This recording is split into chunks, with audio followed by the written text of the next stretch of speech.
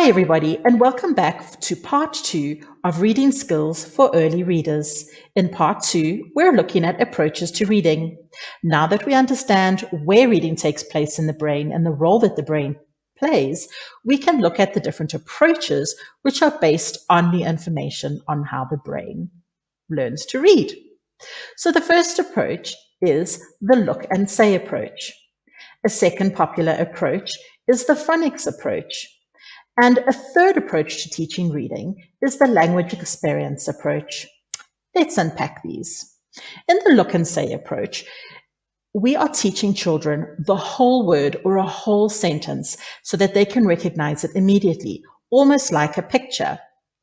So, for example, a very common one is the word look. Now, I do know that this word can be decoded into l. However, at the stage that your child needs to be able to read this word, they wouldn't have covered that phonics family yet. So it's important that your child just learns to look at the word and be able to read the word look.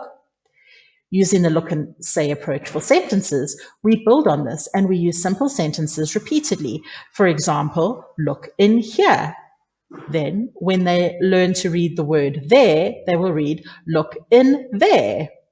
So this is the look and say approach. Then the next approach, the phonics approach, this is building an understanding of our alphabet system and the letters and the sounds that they represent. So instead of seeing the word as one whole picture, children are taught the smaller puzzle pieces to put together to create words. So for example, they learn that the sound is k, this is a, and this is t. They then learn that if they put those three sounds together, at, they can hear the word cat. What we can't teach children is that it's C-A-T, because then when they put them together and blend it to make a word, it's going to say to them C-A-T, and they're not going to hear that it's cat. Phonics also teaches children that we can take sounds, put them together to make a new sound. An example of this is k and h. These are separate sounds, but when put together, they make the new sound ch. An example of this is when the child reads the word chip. Once they understand that ch is a sound, they will know that this word actually has 3 sounds. Move myself over there. And they will be able to spell it out and say chip instead of khip. So it's important that children learn that sounds can make new sounds and sounds go together to make words. And this is the phonics approach. The language experience approach is built on children's own real-life experiences. In this approach, children learn that language is everywhere and they are part of it.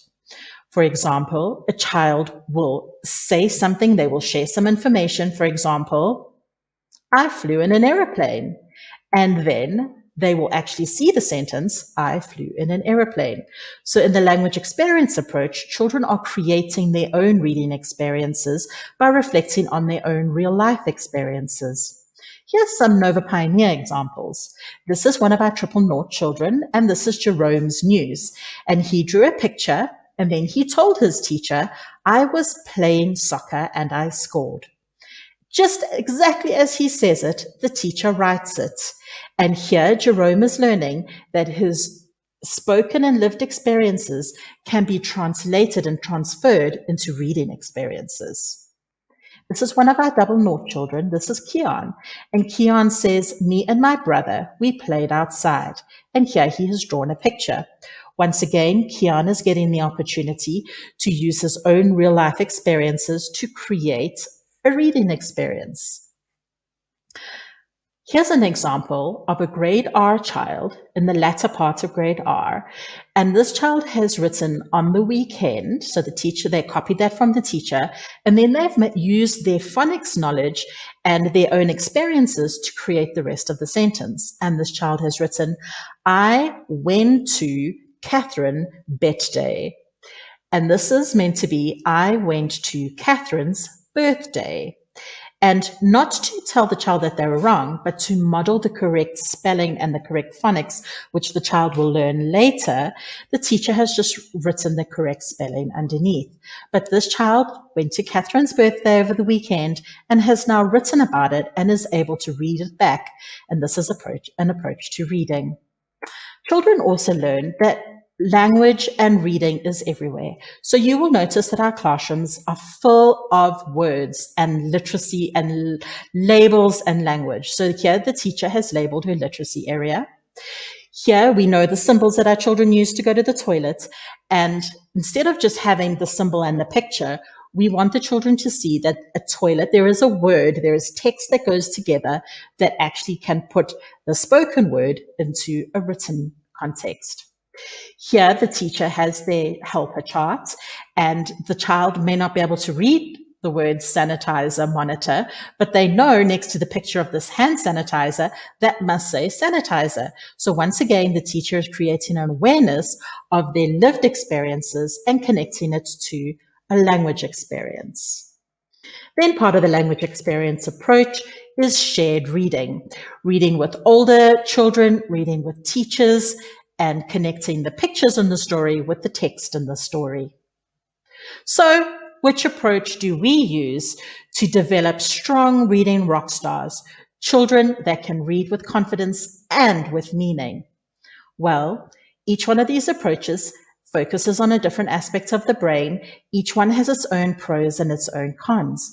So what we do is we use the look and say approach, we use the phonics approach, and we use the language experience approach, because we believe that these three approaches used together are extremely powerful and speak to all children's, all learning styles, and all parts of the brain. And the name for this approach is the eclectic approach. And this is how we at Nova Pioneer build our strong reading rock stars. Thank you for joining. Please join me for part 3, where we're going to discuss the crucial skills needed for reading. See you then.